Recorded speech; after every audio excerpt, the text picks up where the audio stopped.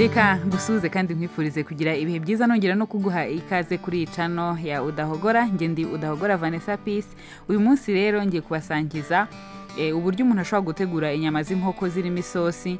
Ni icyifuzo nahawe n'umwe mu bantu bankurikira kuri hano kuri YouTube nyine kuri ibi bijyanye no guteka. Rero biroroshye cyane, gusa igitekerezo nyamukuru kwari ukugira ngo nanagaragaze uburyo umuntu ashobora gutegura izino nkoko za kijyambere. Benshi barambwiraga bati izi nkoko umuntu yazitetsemo isosi ngo atabanje kuzikawusha, atabanje kugira ute ngo ubusanga ngo zifite umwuka mubi, ngo umuntu yabigenza gute kugira ngo uziteke zitagira umwuka mubi. Rero nibyo tugiye kugarukaho. Muri kubona yuko ni inkoko nyine ntangiye gukatamo ibice kugira ngo nyine ize kuvamo inyama nyine z'ibice bitandukanye. Rero icyo navuga kuri icyo kintu cyo kuvuga ngo haba izi nyama za kijyambere z'inkoko ziba zifite umwuka mubi, icyambere gishobora kubitera ni ahantu ugurira. Hari abantu baba bacuruza inyama ugasanga ntacyo bibatwaye rwose gucuruza inyama zashaje zimaze igihe kinini cyane muri firigo.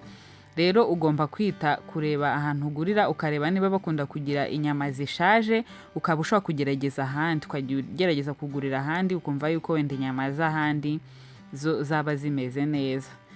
Ikindi gishobora kubitera ni ukuba wenda utayitunganyije neza ngo uyoze. Hari igihe ushobora kuyigurira ahantu hatafite isuku, noneho bikagusaba kugera mu rugo ukabanza kuyoza ukayitunganya. Gusa uretse izo mpamvu zombi ntabwo ari ukuvuga ngo inkoko zose za kijyambere ngo umuntu iyo uyitetse bigira umwuka mubi, ahubwo nyine biterwa n'uko nguko iba yarashaje cyangwa ifite umwanda. Rero mu gihe idafite icyo kibazo rwose ushobora kuyiteka bisanzwe utaniriwe ujya muri ibyo byo kuyikawusha, kuko nawe iyo uyipfunduye uyikuye mu cyo yari ipfunyitsemo uyigura urabyumva yuko ifite umwuka mubi, ushobora kubyumva.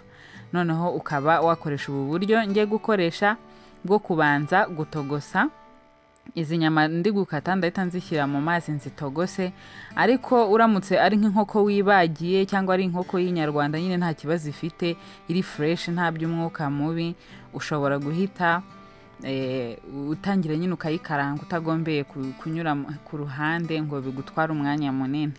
Gusa ubu buryo ngiye gukoresha ntabwo ari ukuvuga yuko iyi nkoko muri kubona ngiye guteka ifite umwuka mubi. Nagize amahirwe nyine mbona imeze neza, iri fresh, iranaryoshye, ntago imeze kwa kundi urya ukumva bimeze nk'ibitaka. Hari ukuntu ziriya nkoko iyo zitinze cyane muri firigo unayiteka ukumva yabaye ukuntu yabaye nk'ibitaka. Ubwo rero mujye mwitondera aho mugurira, ugurire ahantu ubona hagira abakiriya benshi ku buryo batagira inyama zitinda cyane ngo zisazire muri firigo. Rero iyi nkoko ndagenda nyikatamo ibice, hanyuma mbone gukurikizaho kuyiteka. Nta bintu byinshi bisaba kubera ko inyama z'inkoko zinashya vuba. Iyo uzitetse zishya vuba. Rero nimara kuzikata ndahita nzishyira mu mazi, ariko ntago ntuma zitindamo cyane kubera ko ntabwo ari ngombwa. Icyo nshaka ni ukugira ngo niba zinafite akantu k'umwuka mubi cyangwa iki gashiremo. Ubwo mu gihe ndi gukata ibindi birungo ndi bukenere muri iyi sosi mu gutegura nyine izi nyama ziri buze kuba ziri kumwe n'isosi, mu gihe ndi gutegura ibindi birungo ndi bukenere zo ziraba ziri ku ziko zibira. Mu gihe ndi bube ndangije gutunganya bya birungo nazo ziraba zarangije kuba zitunganye, noneho mpite nkurikizaho kuzikaranga. Murabona ko rero maze kuzikata ndahita nzishyira muri ya mazi nk'uko nari ndi kubibabwira. Ndazishyira mu mazi, aya mazi ari ku ziko, hanyuma mu gihe ziri ku ziko mpite mboneraho gutunganya ibindi birungo ndi bukenere mu kuziteka kugira ngo zirusheho kuryoha. Murabizi ko inyama nyine ziryoshwa n'ibirungo. Mu birungo ndi bukenere harimo poivron, muri kubona ko ndi gukatamo uduce dutoya, ariko ushobora no gukata nyine binini bitewe n'ibyo ushaka, bitewe n'ibyo ukunda. Ndanakenera kandi n'igitunguru ndetse n'inyanya. Abantu benshi bakunda kumbwira ku birungo by'ifu rero nahisemo ko muri buri video nzajya mvuga n'uburyo umuntu ashobora gukoresha aramutse adafite ibirungo by'ifu. Muri kubona ko hano nakoresheje nyine ibi bitunguru na poivron n'inyanya, ariko hari ibindi birungo ndi bukenere by'amafu, ariko mu gihe byo utabifite ushobora gukoresha tungurusumu, ugakoresha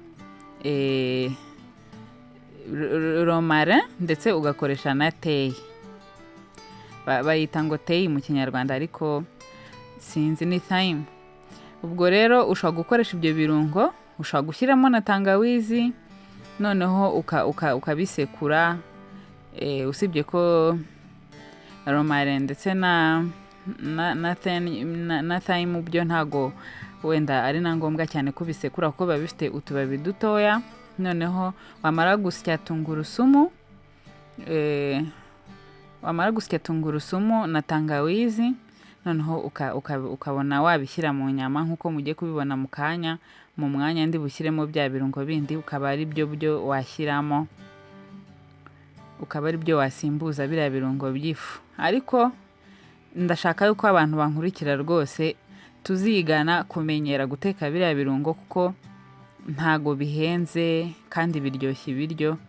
Bizanshimisha kubona abantu benshi bagenda bamenyera kubikoresha.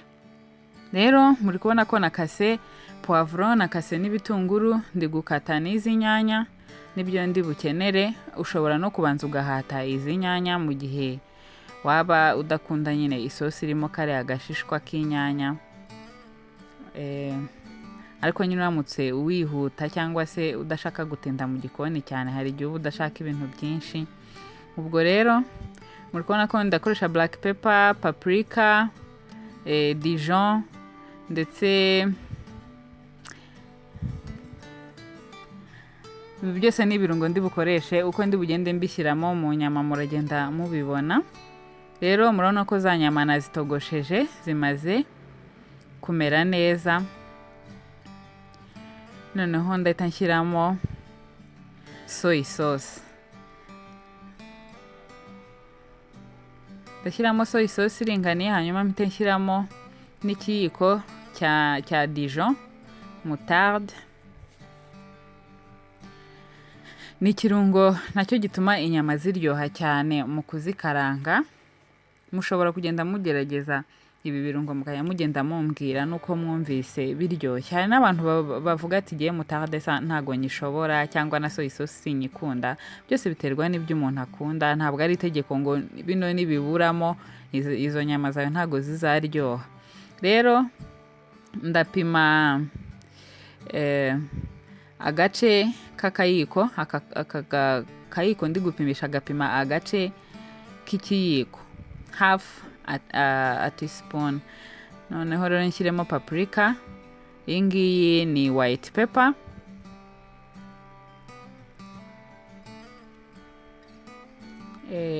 ndashyiramo kandi garlic powder cyangwa se ifu ya tungurusumu, naho ndashyiramo agace k'ikiyiko. Niko aka gapimisho ndi gupimisha agapima.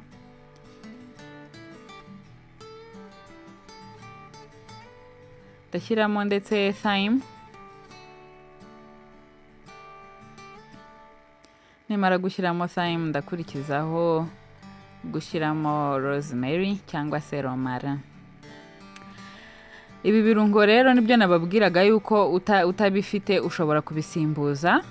Ari thyme wayibona ari mbisi, ari romarin wayibona ari mbisi, ndetse ukaba washyiramo na tangawizi na tungurusumu biseye none cyangwa se wahonze, noneho ugahita ubivanga nkuko ndi kuvanga ibintu. Rero urabanza ukoga intoki, ugomba kuba ufite intoki zisukuye, noneho ukavangamo bya birungo neza ku buryo bikwirwa muri izi nyama, zigafata ibi birungo byose washyizemo wavanze.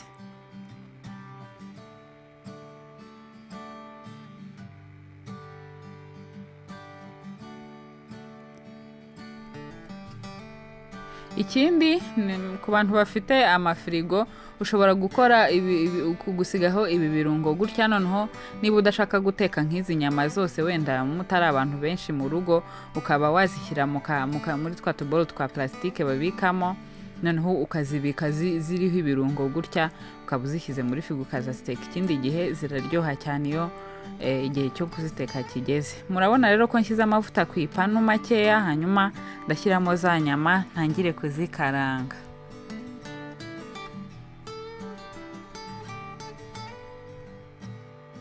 Ugomba guteka ku muriro uringaniye, izi nyama zigashya neza, ariko nanone ntizishirire. Gushiririza ntabwo ari umuco mwiza. Umuntu agomba kumenyera guteka ku muriro mukeya kugira ngo uteke ibiryo byiza kandi bidafite icyo kibazo cyo gushirira. Nyuma y'iminota mike rero izi nyama ziraba zatangiye gufata irangi, zirimo zigenda zizana akabara, ubona ko zirimo zigenda zishya. Muri kubibona yuko ahari haryamiye ku muriro hariya nyine ku ipanu hatangiye kugenda hafata akarangi, zigenda zisa neza. Ndakomeza rero ngenda nzikaranga mpaka igihe zose zifatiye irangi neza nk'uko mbyifuza.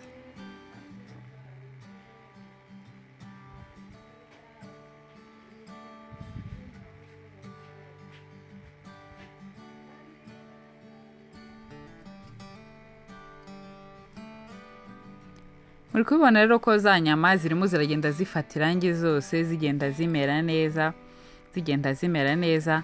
Ndacunga nizimara kuba zose zimaze gusa neza, nibwo mpita nkurikizaho gushyiramo n'ibindi birungo bya bindi nakase. Bitwara umwanya muto rwose. Urumva ko inyama mu gihe ziri ku ziko nibwo uba wahise uba uri gukata ibirungo. Wa mwanya ucamo uri gukata ibirungo niwo wonyine ucamo zikaba zimeze nk'izihiye, kandi iyo uzitetse wabanje kuzitogosa no kugira ngo zishye nyine bitabitwara umwanya mutoya. Mbonye ko rero nshyizemo akayiko k'umunyu, ziriya nyama nari nazitogosheje nta munyu urimo, niyo mpamvu mpise nshyiramo uyu munyu kugira ngo zibe ziwunywa, zitaza gushya umuntu yayirya akumvamo imbere nta munyu urimo.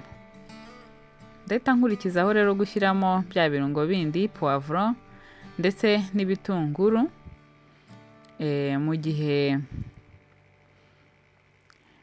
maze gushyiramo uyu munyu nkomeza gukaranga izi nyama neza.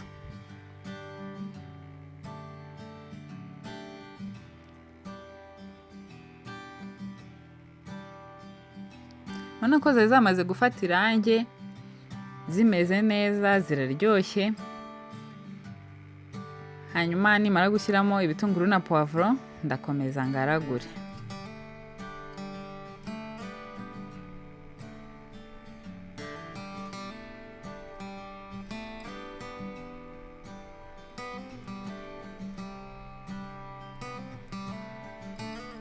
Urabona ko bya bitunguru na poivron rero byahiye, ntabwo bikiri kugaragaza ububisi, byamaze koroha, byahiye.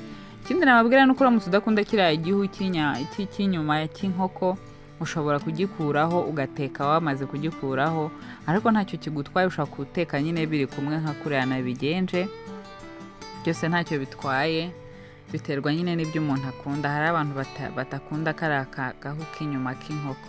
Rero nyuma y'uko ibitunguru na poivron bimaze gushya, nahise nshyiramo inyanya, nazo ndarindira ko zigenda zibyara isosi. Ugenda ukaranga, hanyuma ukarindiraho gatoya, ukabona yuko iminota igenda ishira, ari nako zino nyanya zigenda zibyara isosi.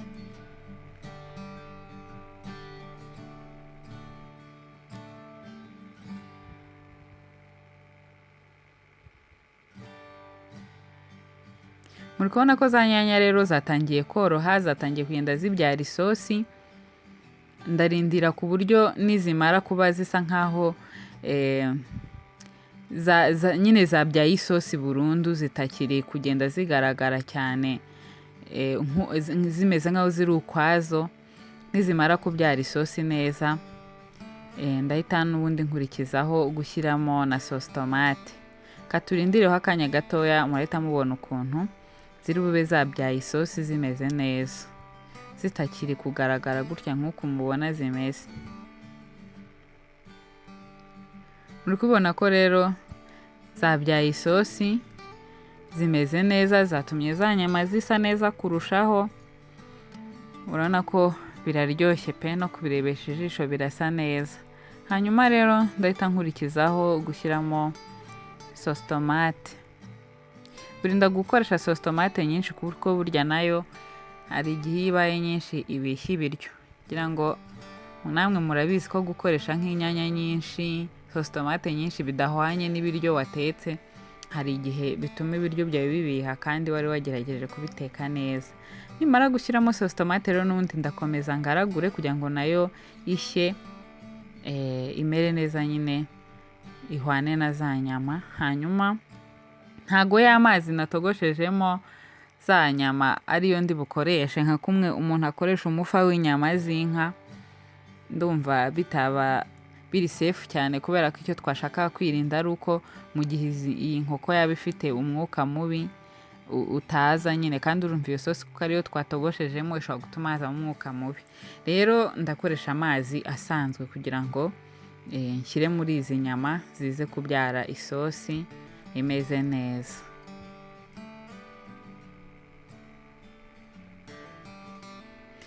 Ndashyiramo amazi, aka gakombe ndi gusukishamo gapima igice cya litiro. Ni ukuvuga ngo ndashyiramo igice cya litiro cy'amazi muri izi nyama, hanyuma ngaragure neza kugira ngo aya mazi akwiremo hose mu nyama. Hanyuma ndindire yuko bitogota bikegerana neza bikabyara isosi imeze neza. Ntabwo bitinda, nka nyuma y'iminota nk'itanu uba ubona isosi yamaze kumera neza, yaryoshye nyine, ibiryo byawe byatunganye, isosi yegeranye bitameze nk'uko nguko mubona amazi akiri mabisi. Murabibona rero ko za nyama zanjye zahiye, isosi yahiye yegeranye, bimeze neza cyane. Ni uku nguku ushobora gutegura inyama z'inkoko zirimo isosi. Zaba ari inyama za kijyambere, ukabanza nyine ukazitogosa nka kuriya twabigenje, rwose umwuka mubi ntabwo uzamo. N'ibi birungo umuntu aba yagiye akoresha bituma nyine ari byo bifata umwuka n'uburyohe n'umuhumuro w'uko izi nyama zimeze. Biraryoshye cyane rero, muzabigerageze ubundi mumbwire niba wajya kugira ikibazo cyo kuvuga ngo nta guteka inkoko ya kijyambere ngo ihumure neza. Ushaka kugerageza ubu buryo hanyuma ukazambwira uko byagenze. Ndabashimiye cyane kuba mwakurikiranye uburyo nateguye iyi sosi y'inyama z'inkoko. Nanashimira cyane Jackie wamporopoje kuba nakora video nk'iyi ngiyi, kubera ko hari benshi bifuzaga kumenya uko umuntu ashobora kubigenza. Rero naho ubutaha, niba ufite icyifuzo, ikibazo cyangwa se igitekerezo wakwifuza kunsangiza, ushobora kunyandikira ukoresheje adresse ziri muri description box, ndetse ushobora no kwandika mu mwanya wa comments, ndazisoma. Naho ubutaha, yari njyewe Udahogora Vanessa. Peace.